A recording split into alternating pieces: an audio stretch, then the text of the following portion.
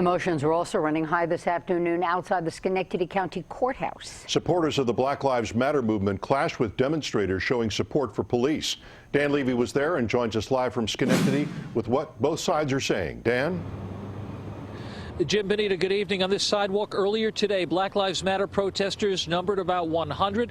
Back the blue, about a dozen. But what was lacking in crowd size was more than made up for with an extraordinary amount of passion and purpose.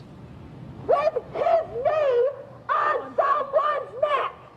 You are being used to overthrow the government. On the minds of Black Lives Matter protesters, social justice. When Schenectady police officer Brian Palmer made this arrest in June, his body cam video appears to show him kneeling on the suspect's neck, which is why the protesters are demanding that Officer Palmer's personnel file be made public.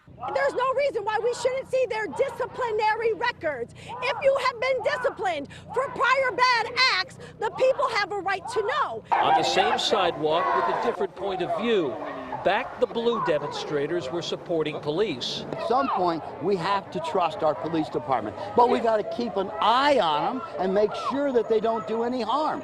The policemen are very good to me. I've had them to my home several times. 4 floors above the demonstrators, a judge heard arguments regarding the police personnel file issue, but no decisions were made today.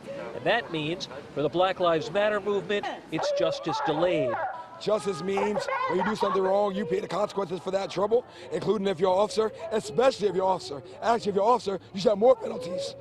Even though there were a few brief face-to-face encounters, things did not escalate beyond angry words.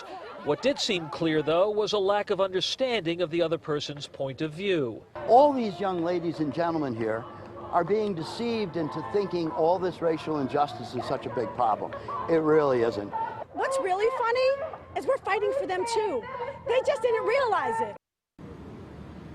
The judge's decision on whether to release Officer Palmer's personnel file pushed back until at least October 13th.